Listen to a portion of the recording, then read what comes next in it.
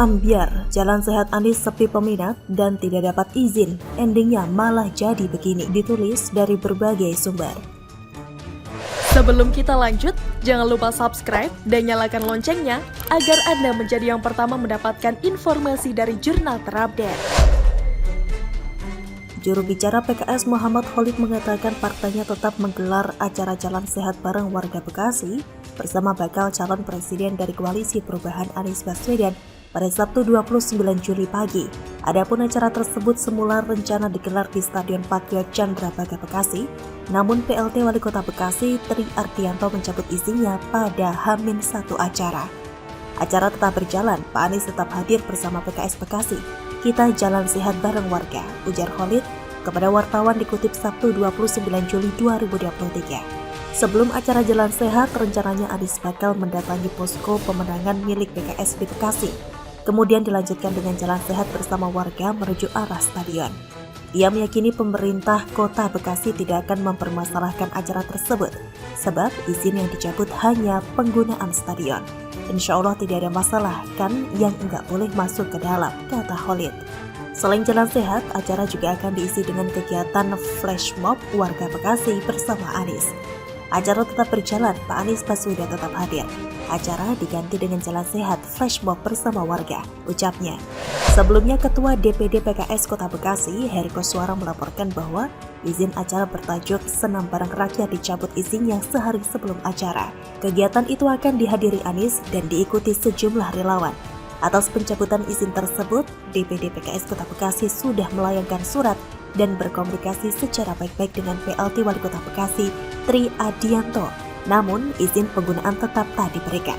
Khalid menilai sikap Tri sebagai kepala daerah merupakan tindakan sewenang-wenang, arogan, dan menciderai demokrasi.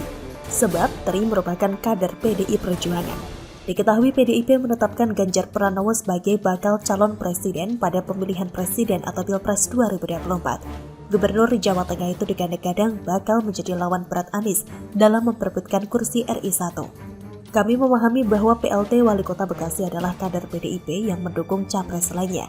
Tetapi jangan sampai sikap politik yang berbeda menjadikan keputusannya diskriminatif dan sewenang-wenang, tidak bijak, tidak dewasa, kata Khalid.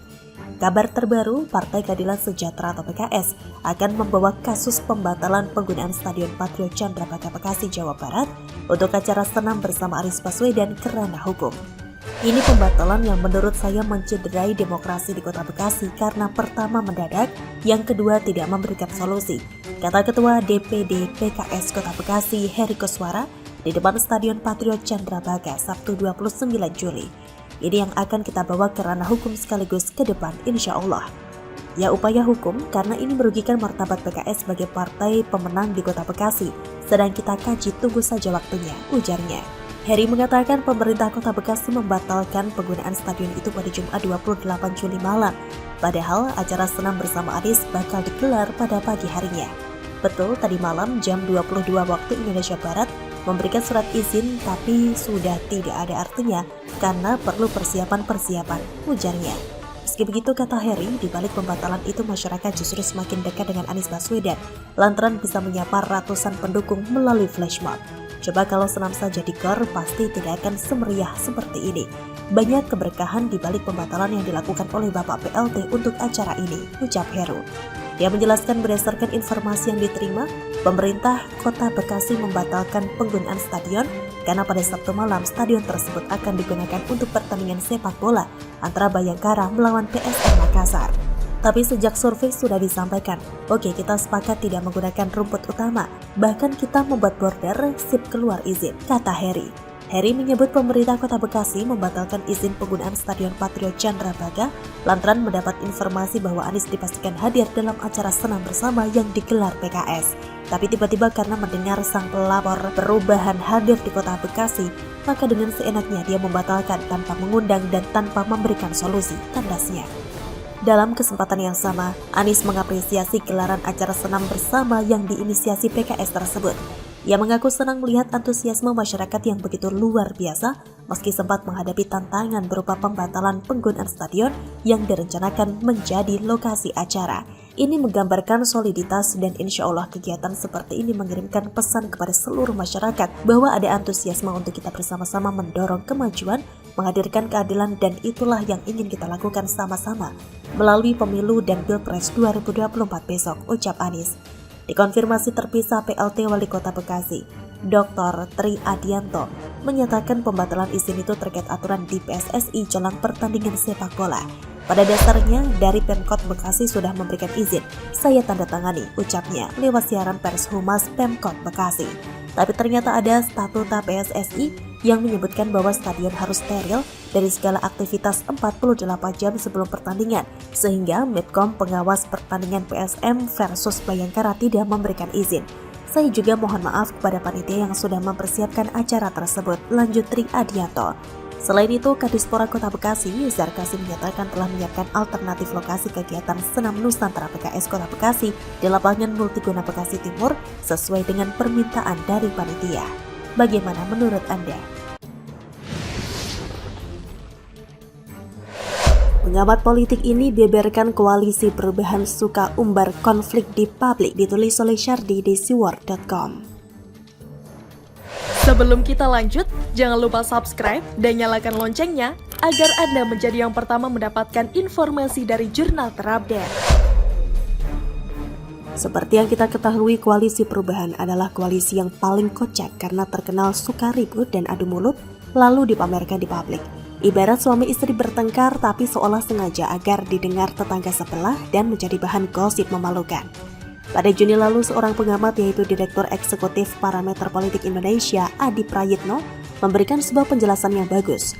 Dia melihat partai pendukung Anies suka melemparkan kritik yang mengakibatkan penurunan elektabilitas Anies di sejumlah lembaga survei. Sementara Demokrat menganggap elektabilitas Anies turun karena tidak kunjung mengumumkan nama cawapres untuk Pilpres 2024. Jadi saling serang dan saling kritik. Kenapa Anies elektabilitasnya tidak kunjung naik secara signifikan? Tapi ini tidak bagus sebenarnya terlampau ditonjolkan kepada publik, kata Adi. Menurutnya mestinya ada evaluasi internal antar partai pendukung Anies mengapa elektabilitas Anies itu turun. Jadi sekalipun belum maksimal dan belum total, ya mestinya tidak bocor ke publik. Seakan-akan mempertontonkan kok antar partai pendukung Anies di koalisi perubahan tidak solid, sehingga perang terbuka kerap terjadi, kata dia. Adi mengatakan Nasdem dan Demokrat sering saling kritik terkait nama cawapres. Padahal hal semacam itu tidak perlu bocor sampai ke publik. Cukup jadi konsumsi BBM internal untuk membuat kesan kepada publik bahwa pendukung Anies sangat solid. Seharusnya saran ini didengar oleh para parpol pengusung Anies. Mereka entah kenapa mirip seperti anak-anak yang rebutan permen yang cuma sebiji. Ributnya sampai diketahui oleh satu Indonesia. Apakah mereka tidak malu atau memang tidak tahu malu? Secara tidak langsung, mereka mau menunjukkan kepada seluruh rakyat Indonesia bahwa mereka kekanak-kanakan dan tidak layak memimpin Indonesia. Wajar kalau rakyat geli, mual, bahkan geleng-geleng kepala melihat kelakuan mereka. Wajar kalau Anies terus turun elektabilitasnya, karena orang-orang di belakangnya suka ribut dan kuar-kuar di depan publik. Padahal harusnya mereka menyimpan ini rapat-rapat, ibarat keluarga yang tetap menyimpan masalah internal untuk sendiri dan tidak diumbar ke publik. Tapi meskipun begitu, ini adalah hal bagus. Artinya kita bisa melihat bagaimana kubu Anies menyikapi perbedaan dan dihadapkan pada nafsu politik. Ternyata mereka tidak dewasa dan lebih mementingkan ego politik. Mereka lebih mementingkan meraih posisi cawapres ketimbang memikirkan nasib bangsa ini. Kalau mau bertengkar, silahkan bubar saja, lalu selesaikan semua ini. Misalnya di atas ring. Bagaimana menurut Anda?